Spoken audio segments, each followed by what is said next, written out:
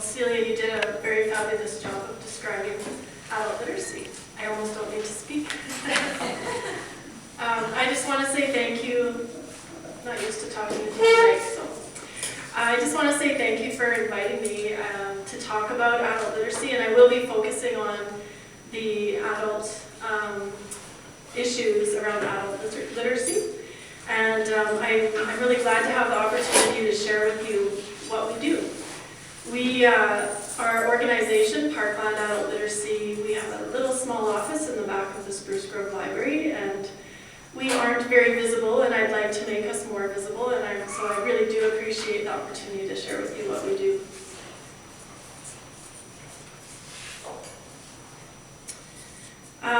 We live in an information-based economy, which depends tremendously on the fact that the workforce and the consumers have literacy skills to read and interpret and act on all the nonstop flow of information that comes past us every day. And so people who have literacy skills to interpret that information have access to things that people who don't have those literacy skills don't have access to. If you can read and understand and act on information, you have access and privilege that people who don't have those skills, they don't have that access. There are very few people in Canada who are actually illiterate, meaning that they can't read at all. So most people in Canada do have some level of literacy. They are able to read and write to some degree. So the issue of literacy is more about how well somebody can read. So those who fall below a certain level of literacy have struggles with doing certain literacy tasks, like reading the dosage instructions on a prescription label, or safety guidelines at a work site, or change in operating procedures at a work site,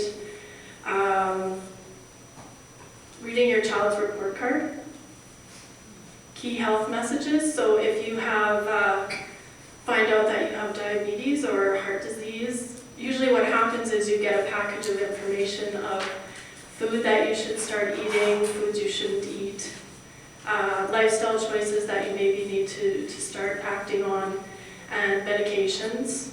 And if you can't read or understand that, then you probably won't act on those recommendations about that illness that you have. And then there's all kinds of things like filling out medical forms, employment forms, banking forms. All of those things become very difficult when you can't read or write very well. So these are really important tasks that affect our quality of life, and they have significant consequences for the individual, but when you look at it in a larger picture, it also has significant consequences on our society and our economy. And I'm going to talk about that a little bit more, but I wanted to ask the group here, how many people know of somebody that struggles with reading and writing in their daily life? So that might look like they don't want to, they'll ask you to fill out forms, they'll ask someone else to read the menu, or someone else to pay the bills, or read a map, something like that. So just with a show of hands, is there anybody that knows somebody that struggles with that kind of thing? So there's a few. So some of us know of people who have low reading and writing skills, and that it affects them in their daily lives. So it may be surprising to know that close to 50% of Canadians struggle with reading and writing skills in their daily lives. It's a pretty high number. So how did we come to have that number? In 2003, Canada participated in the International Adult Literacy Skills Survey, and it was done in 20 different countries, and it measures how well adults use information to function in their daily lives. This, in Canada, it was a large-scale study. They survey tested 23,000 Canadians from the ages of 16 to 65 in reading skills, problem-solving skills, and math skills. And I'm just going to focus on the reading skills. And they used a scale of 1 to 5, 3 being the minimum level that you need to function well in your daily life. So you have the reading skills and the comprehension skills. So reading isn't just being able to read the words, but it also means being able to understand the words and use that information that you're getting from that text. So level 3 was the minimum level that they were looking for. And what they found from this study was that 22% of Canadian adults are at level 1. So at a level 1, somebody can read short, simple sentences with very simple vocabulary. So something like a grocery list or simple flyers, a rental listing, something like that. Nothing with multiple sentences, definitely not a paragraph of any kind.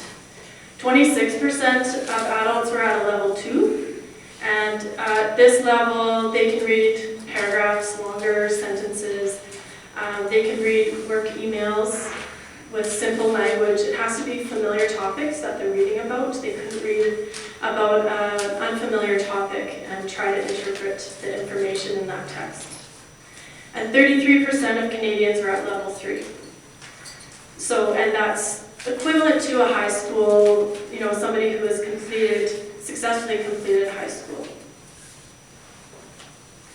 And Canada, so 50% of Canadians have below the level, it's actually 48% below the level to function. And it doesn't mean they can't read, it just means that in their everyday life, they come across things that they can't respond to appropriately. So Canada actually ranked fairly high among the 20 nations that did this test. Canada ranked 5th, and Sweden was first. The US ranked lower than Canada. The other thing that was interesting that came out of this IELTS, they call it IELTS, International Adult Literacy Survey, the other interesting thing is they came away with some interesting connections. So they came away with some connections between literacy and health, and literacy and economic success for that country. So I'm going to go over some of those outcomes that they discovered. So what they learned was that people who do not read well have difficulty finding and understanding health information, which I already mentioned. They have more health problems, which makes sense if you're not able to act on the health information. They make more mistakes with their medications. They access emergency services for non-emergency situations more often. So there's definitely costs to our healthcare system, with lower literacy. Higher literacy leads to better health outcomes. And I have to add here that we are seeing a change in the way that particularly Alberta Health Services is delivering their health messages. Not across the board, but there are pockets that I'm seeing where they are very conscious of how they're delivering the information. So they're using principles of plain language. I don't know if anyone's heard that term before, but plain language is presenting your information just in a very simplified form.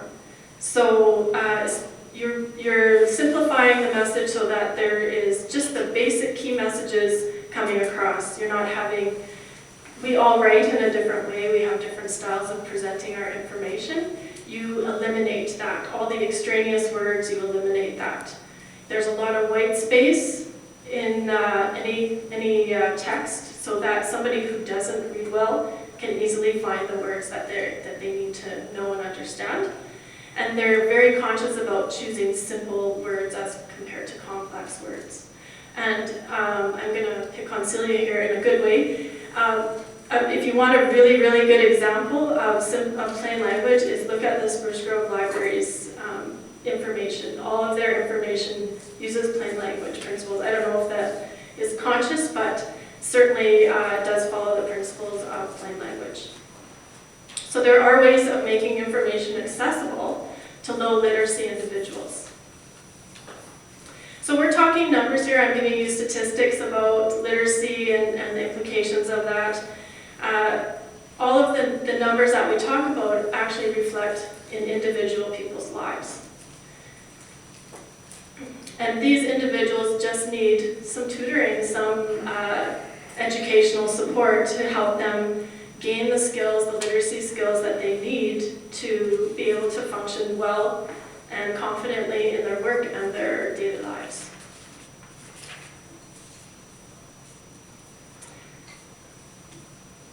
So I want to talk a little bit about economic consequences or outcomes and workplace outcomes related to literacy. We know that people who don't read well have lower employment rates, have lower paying jobs, have more workplace accidents. And it actually, again, makes sense because with low literacy skills, it's hard to fill out an application form or write an effective resume. So people are limited in the kinds of jobs that they can actually acquire.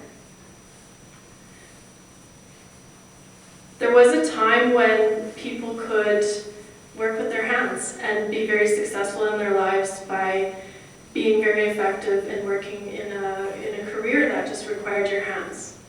And you didn't necessarily need to be able to read and write well to be successful in that career. But those days are gone. Even if you have a job that primarily requires your hands, the work site itself requires reading and writing. You cannot be in a work site in Alberta without some kind of workplace safety requirements. Taking training, workplace safety training, in any kind of job that requires your hands. There is that requirement. So all of a sudden, a job that you can do very well, you may not be able to keep that job if you don't have the reading and writing skills to pass those workplace safety tests and courses that are required. I just want to tell you a little bit about a fellow that came to Parkland Adult Literacy to kind of give you a picture of what I was going to say typical learner looks like that comes to us, but everybody's story is very different, but he portrays some of the things that I wanted to share with you, so his story does. So this fellow's name is Jeff, and he's in his late 40s. He has 2 grown children, and he lives a life like many of us. So I've given you a kind of an extreme of some of the things that, the consequences and outcomes of low literacy. There's a whole range in there. And so Jeff, he has a full-time job, which he really likes and he's very good at. He owns a house and a holiday trailer. He goes camping lots in the summertime. He likes to fish and he likes to hunt. And he goes to tropical destinations when the long cold days of winter become too much for him.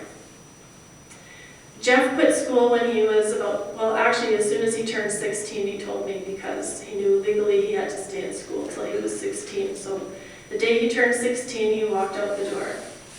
But he'd stopped learning many years before that, and there were many things that contributed to his interrupted learning as a child. So now he has about a grade 4 or 5 level of literacy.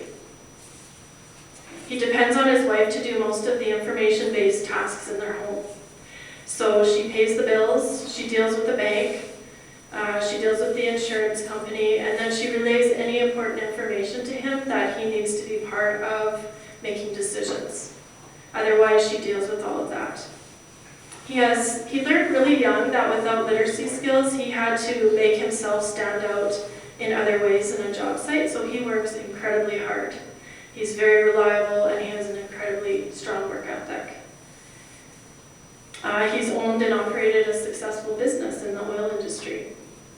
And what brought him to Parkland Adult Literacy was that he was tired of having to quit his job every time he got promoted, which sounds kind of funny because that's what most people are wanting in their lives. But he gets noticed in his job because of his strong work ethic, and eventually he does get promoted. And what he learned when he gets into that, usually an advisory level position, is that it requires more reading and writing skills, which he doesn't do well. So what he would end up doing is quitting his job before anyone discovered his secret. And then he'd start over in a new job. So he's been doing that from a very young age. And he's now getting close to 50, and he has found a job that he really likes and that he would like to stay in for a long time. So he's decided to do it differently, and he's working with a tutor now to try to build up his literacy skills to a point where he feels confident in his daily life. Even now, even though he's not in an advisory position, he does have to do writing every day. And he has found some really creative strategies for doing that writing. I was trying to teach him how to use a dictionary, and he told me he didn't need to. And so I said, why do you think you don't need to? Because in the back of my mind, thinking, of course you need to know how to use a dictionary. He said, what word would you like me to spell? So I can't remember the word I threw out at him. And he whipped out his iPhone, turned on Siri, and said the word, and out comes the spelling for the word. So he's very creative in coping every day. And Siri is his best friend right now at work because she tells him how to spell everything.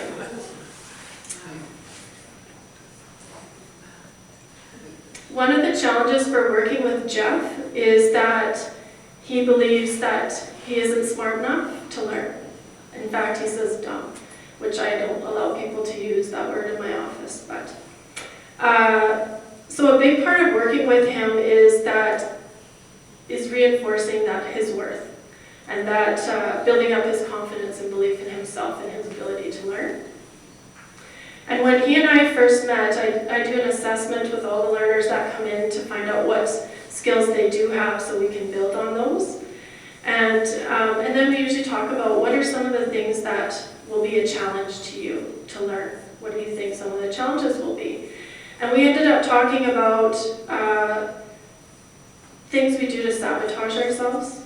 And we all have that little voice in the back of our head that says, you can't do this. And he was telling me that voice, he hears it a lot and it talks really loud. And so I told him that I didn't believe him. I didn't believe that. I didn't believe that he could learn. And that's what we were here for, that we would be helping him to improve his reading and writing skills so that he can make different choices in his life. And he cried. And I have to tell you, this is like a grown man, very proud, very confident in other areas of his life. So to see him sitting in my office crying because someone told him that he could actually learn was very powerful.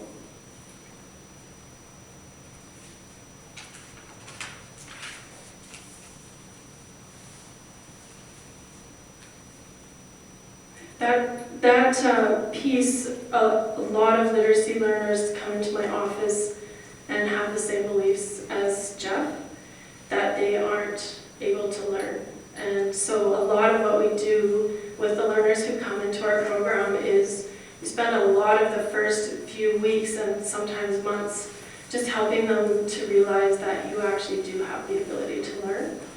And that building that ability to learn, or that belief in themselves and their ability to learn, it spreads out into other areas of their lives. So they start by focusing on learning to read and write, or improving their reading and writing skills. And it's one of the most amazing things to see when they start. We have one of our tutors got one of her learners to start writing in a journal every day. And he worked in a gold mine for many years. He's a very manly man. And he was very resistant to writing in a journal, and I actually have to say I was questioning it a little bit myself. But and he loves writing in this journal. He writes in it every day, and initially he would just write, came to meet my teacher, that's all. And then over the next couple of months, he would start adding other things to it. And he recently went on a trip to his home country, and he wrote in his journal every day, and it was full. When he came back, he was gone for a month. So it was just amazing to see that progression from, I came to meet my teacher, that's all. That's how he signs off at the end of every time he writes, that's all. So all of the learners that come into our program are below a grade 9 level, because anybody who wants to go and do continue their education. If they have a grade 10 level or higher, any post-secondary program has upgrading classes that they can enroll in.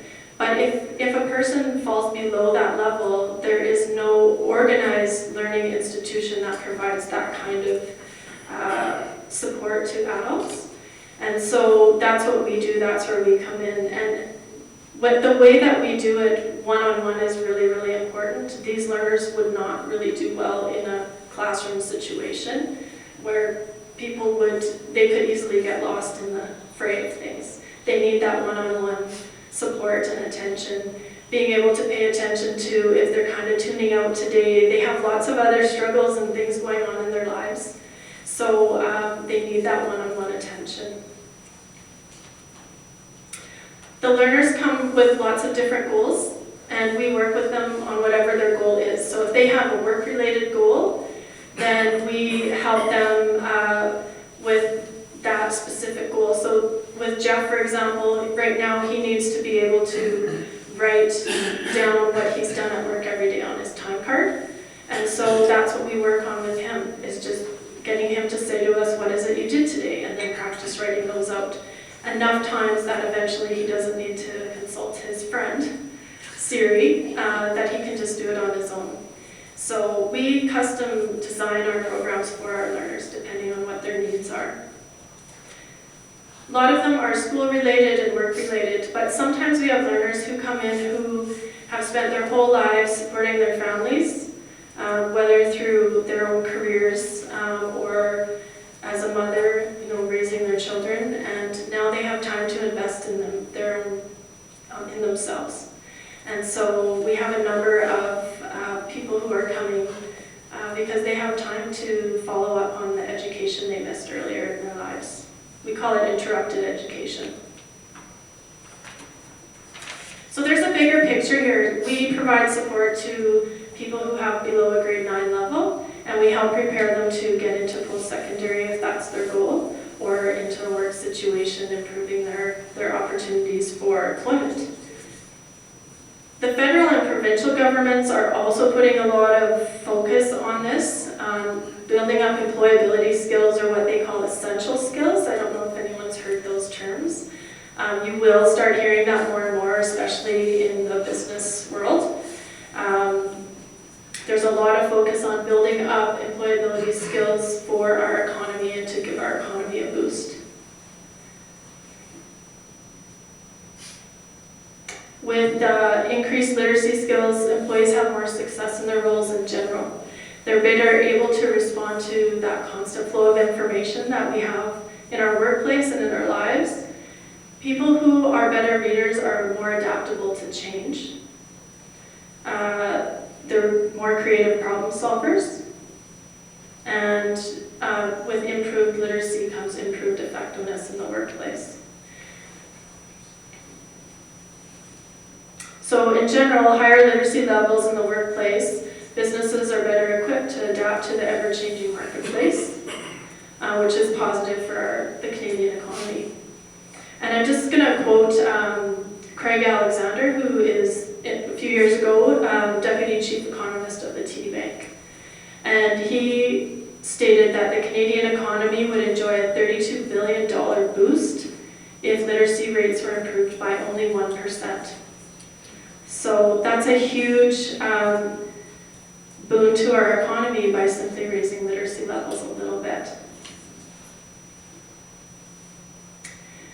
I'm just going to wrap up here, but I just wanted to mention the amount of courage that it takes for a literacy learner to come into our office. It's really difficult for them to find us in the first place. They're not reading the newspaper looking for help. They're not looking at posters on bulletin boards. So it's actually people in their lives generally that are helping direct them to us. So once they come, it takes a tremendous amount of courage for them to come. So once they come, we match them one-on-one with a volunteer tutor. All of our tutors are volunteers. And we match them one-on-one with the tutor. They also have the opportunity to be part of small learning groups. We have a small learning group for writing skills, basic writing skills. And we're also working on a book club for some of our learners. And we also, I haven't mentioned, and I'm just going to throw in here too, is that we have ESL learners. We work with newcomers to Canada and provide language instruction to them as well, so they can have a tutor, or we also have ESL classes. So what can we do about literacy in our community? We know that 48% of adults are meeting challenges daily in terms of reading and writing, in reading and writing skills. But they don't have to continue like that. They could improve their literacy skills and enjoy the benefits that come with that. So what we can do is spread the word.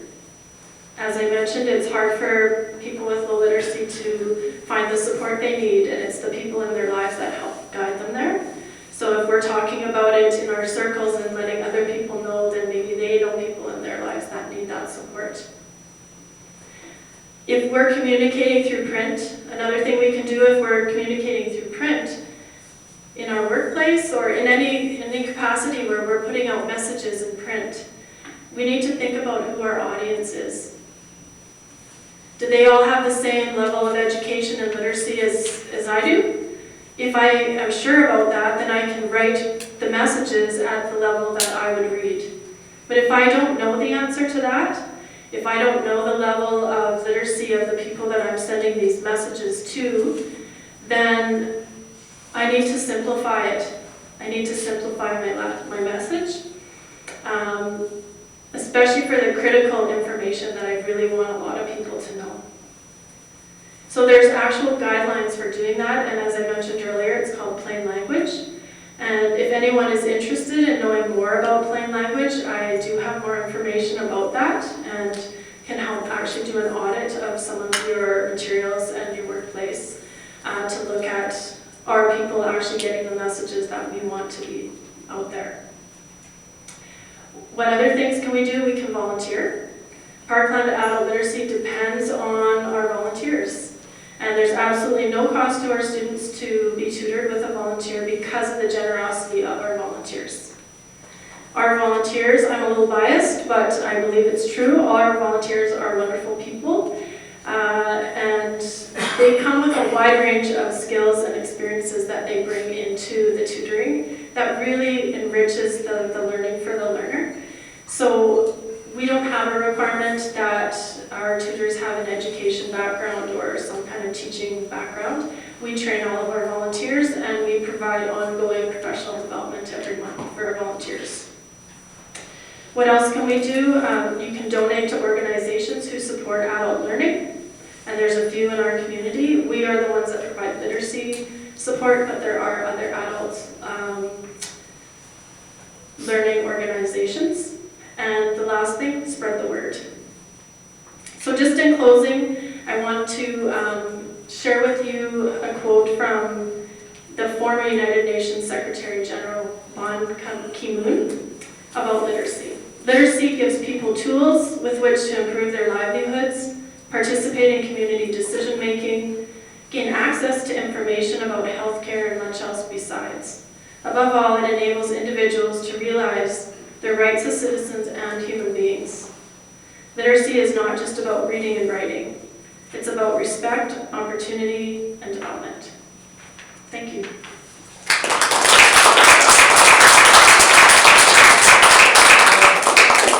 Did anybody have any questions? Or how many people are you serving here? We have, between our classes and our tutoring master, we've worked with 50 students. 50? Yeah. Yeah. I right now am the administrator of an adult learning program at the Multicultural Heritage Center. We have a huge class this year for us. It's very huge. It's 22. You've absolutely hit me between the eyes because you're telling me that as many as half of them could be struggling. Mm-hmm. Oh my goodness. Mm-hmm. I'm thinking of the stuff I'm sending them every week. I think, sometimes when we're giving out information in different ways, if people aren't reading it, it may not be because they're not interested. It may be because they just can't. Yeah, I really want the plain language stuff. okay, we'll talk after. I'm Okay, well, thank you Thank you. again.